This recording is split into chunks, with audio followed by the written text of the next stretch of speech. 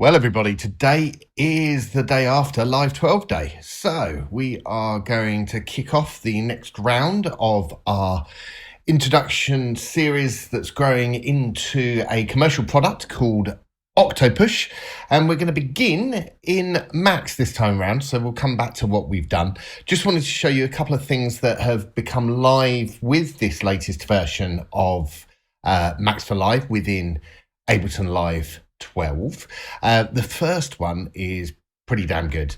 I was previously talking, let's make sure we've unfreezed, about finding the various bits and pieces that Cycling74 had built for us MaxforLive users, and they were spread all over the place. You could do paste from, you could go to the top and look in the menus, etc.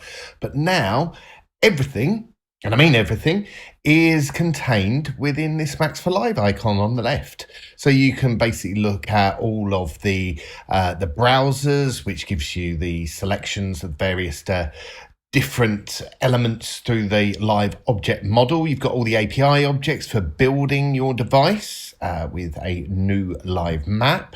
You've got all the API snippets that you can use to build blocks, the control surface with the live banks, which we covered in version 1, all of the MIDI objects, the MSP ones, all the UA extractions, and this is particularly nice. All you do need to do is drag and drop, and this is effectively an updated version of the mapping object that originally appeared in Live's LFO tool. Many developers like myself have either borrowed or adapted or built their own. You click on map, you click on a element within Live and you set the range, and they've done all the hard work there to actually give that to you, that you can pretty much grab it and drop it in. You've also got the multi-mapping version as well, which is even cooler. And what was the last selection? The UI objects, excellent. So live arrows, live button, live color, live comment, live drop, gain, Can't remember when the list it is. Let's just type it. There is a new object called Live Modulate, which I'm going to come back to in a future video. But if we pop that one open, effectively what this allows you to do with Live Modulate is control and modulate, say via an LFO or something along those lines, a parameter within Live, but allow that to still be controlled by your MIDI controller. So you'd be effectively able to turn a dial to get the center point of the LFO and then have it move up and down around it. So that's really cool. So we're going to go through some bits in this particular release, and you'll notice I've tidied things up a little here. So you've now got just the push 3 to select your indication of grab or release, your button matrix feedback, which I've extended to show you the messages as well, and what we talked about previously being our rack control, which we'll have a look at in a moment, along with the mapping functionality that we covered, I think, in video 3. Within it, I've actually moved things around a bit. So as I mentioned, this is the starting of OktoPush, which is going to go into a full performance template for the push controllers. But I've broken each section in, so as we're talking and as you guide yourself through, effectively we've got the initialization and configuration section, the stuff for the push screen with the live banks. This is going to grow and become more dynamic. We've also got grabbers and observers in here. So we've looked at grabbing the button matrix. In this video, I'm going to be grabbing the scene launch buttons, but they've also addressed a number of issues regarding observing buttons. So I can now observe buttons and controls in on the push 3 without having to grab them at the same time. If I just open up my Max console, though, I'll clear things down. This particular little patcher is very useful if you are using this as the template for building stuff, because when you have selected your control surface at the top, it basically will fill this U menu with all of the potential controls that are available. As you can see, there's quite a few. I probably need to work on removing the previous lot before putting the next lot in, but I'll make sure I do that before I release. And let's pick the shift button, for example.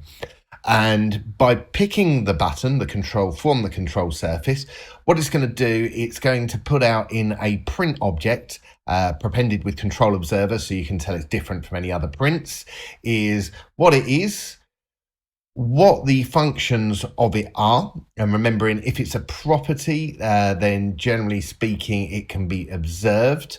If it's a function, then generally speaking it can be sent as an instruction to it. But fingers crossed, if I press shift now, press shift and hold and release, because I've got my control observer focused on the shift button, it's now going to show me the values that are sent, which, as you can see, that shift button is only sending a 0 and 1 to 7. So let's move further down. I've got my message routing. Obviously, I've got all of the various bits and pieces from here going into my push messages. Then I'm splitting them out and I'm doing various different things with them, which you'll see in a moment. The scene controls, so I'll come back to this in a moment when you see how this works, but effectively I've built this now so that we have 8 available scenes to program for the button matrix, of which the first one is as complete as it's going to be for the free device. I may add some bits and pieces to it later, but it's all ready to go. And effectively, I've given a gate object down here for me to build in the other 7 scenes. You've got the map in there, and you've also got the experiments, some stuff that I've covered before. A current one that I'm struggling with is the touch strip control. I can grab it to a degree. It doesn't particularly work that well, and observing it doesn't allow me to change the mode. So I'll only get the likes of -164, -128 or 0 as the values, and the positive values of those as I move up and down. So as these videos continue over a period of time, as we get fixes for these, I'll let people know. So let's switch to other screens so you can see what's going on. As you can see, we're in our track. I'm going to leave that open to edit so we can go back to it later. And quick remind, we release, we grab, we release, we grab, which is all good. We've got the ability to select the device and it grabs it as long as the track that you are on and the device itself is in view. And if we move away, it will release as well. But then if I move to this second track, now it's got an isotonic rack in it. That's important. And we've got the functionality that if this is an audio track, I can press the note button and it will grab the button matrix and it will light based on the rack. And I'll come back to that in a second. But you've also now got the ability to choose between the 8 scenes. So if I press and hold the shift button, I'm grabbing the scene launch buttons and I'm going to mark in green the scene that effectively is currently being used. If I go back to the first one there, now I can either turn that off by pressing the session button, but this will also work on a MIDI track. So I can grab that and go into my first scene. Now, if I want to come out of that, I can also reselect the scene and it will come out. Now, if I go to scene number 5, as you can see from the screenshot there is no isotonic rack. So if I press shift, you'll see that actually I can't select that, and pressing the button, it's actually disabled it. That scene is inactive, but because it requires that isotonic rack to actually control anything. So it'd be pointless taking over the button matrix and it being blank. There is no scene 2 at the moment, but let's move to scene 2, for example. This will be programmed with other stuff as we move through the series. And then if I go back to this effective scene that doesn't work, it will send me back out. So let's go to our first track once more. And if I then shift, I want to select this isotonic scene. Excellent. There we go. And actually what I will do is I will save, I will freeze and I will save and I will go back to live. And I'll close that for editing. To live, excellent. Hopefully I can edit that out nice and succinctly. And what I'm going to do is I'm going to open our floating window, and I'll zoom that up a little for the screen. I'll do that both ways. Excellent. So now I'm going to grab this scene here, and what it's done, what I've added, is effectively user chosen colors for the top two rows, and we've added in our momentary effect control effectively. So remembering we have velocity, where if I press it, the amount it changes the macro by is dependent on how hard I press the pad. What you'll notice is as I press, the color of the pad is going differently every time. So in velocity mode, the color when pressed is responding to the velocity. Okay. Now in toggle mode, which is this second one, obviously I can set the minimum maximum, and now I can choose that that's going to be orange, and when it's effectively on, it's going to be yellow. Orange, yellow, orange, yellow, orange, yellow. Should that be the other way round, I'm wondering? Yellow, orange. So it's off. Yeah, I've got those two the wrong way round, so I'll get that fixed. Always in a video is part of UAT, which is great. What I would say though is that we also, whilst we have the on and off colors, we also have this null value. So when it grabs this rack, and as you can see, they're not grayed out anyway, so I can change the values here. But if I change that one now, let's just test that. So I'm going to deselect, I'm going to come out, I'm going to come back to the standard.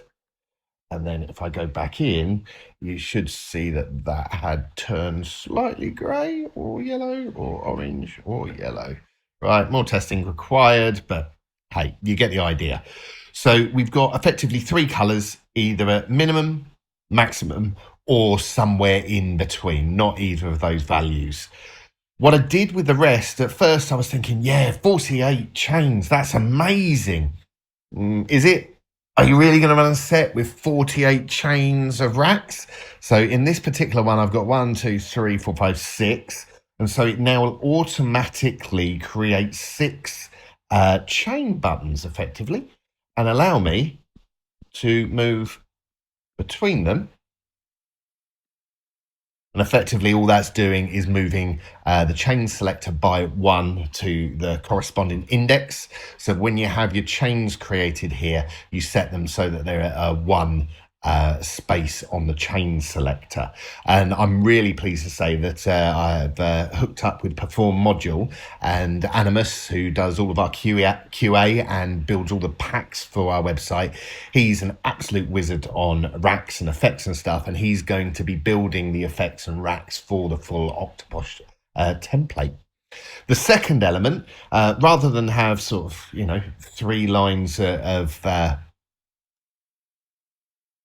3 lines of chains and 3 lines of variations, I've made it dynamic so that they'll bunch up, which does give me some spare space that maybe you might want to be able to use later, but I can also move between the variations that are stored there as well. Now, if I come out of this particular track, I go to a second one, and let's turn that back on. It's going to light based on what it's grabbed, but now we've only got the 3 chains and we've only got 2 variations. So let's have a quick dive into the patch, and I'm going to show you where those elements have been programmed, so that you can dig around for yourself and play to your heart's content. So let's bring that open. Let's make that big. Record as much as we can. Excellent. So the first thing, the session mode and note mode buttons are now purely and simply observers. So it's a much simplified patch. You grab the control surface ID, send that through to the live object with the patcher argument, so you can reuse this patcher. You just simply copy and paste it and then change the name of the patcher to include the name of the control, which you can grab from those U menus. It will send call get control to this live object. By routing the get control, it sends basically the ID out, which will then put it into this live object and this live observer, and it will also now start to pump out the property value, which, if you remember from before, and as said, much simplified patch, the patcher argument, so session mode button, will be put in front of the session mode button and sent out via the push messages. We've done effectively the same for the note mode button as well, so you can observe when that's pushed and released. But we've also done some grabbing. So with that shift button in place, I can effectively take the shift button. When it's a 0, it's going to release the scene launch buttons, but when it's 127, remember we checked the values that it sends out, it's going to grab these scene launch buttons, as you can see here. Now, grabbing them will automatically turn off the lights. So what we do is we basically take the scene number that exists and we're going to send that through. If we're currently sending, we're in a scene effectively that is inactive. So in scene 1, the code has been written there for if there isn't a rack for isotonic, then it's going to send a red message to that particular button. If it is valid, it's going to send 126, which effectively is the green, and that shows that it's selected. And what the 8 does is basically light the available scenes. So as we expand this, effectively this part of the patch is likely to get more complex as we build the rules for whether scene 2 is available or not, and what happens when you try and select those. So that is the kind of the scene functionality. Let's go back to the scene launch buttons. What I've done, let's just put a quick message button in here so that you can see the presses. So if I do this here, unlock message, always good. So if I press shift, I've now grabbed the scene buttons, and as you can see, they'll send through 127 when they're pressed as the velocity, and 0. Now, what I didn't want to do was have multiple presses for the same thing. So what this does is it basically filters off and sends through when the button is pressed, and then it'll unpack 1, 2, 3, the third digit, which I believe is going to be the 1.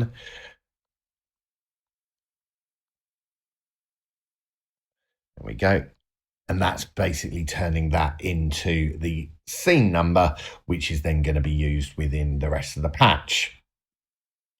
When it comes to the nothing particularly updated in the message routing here.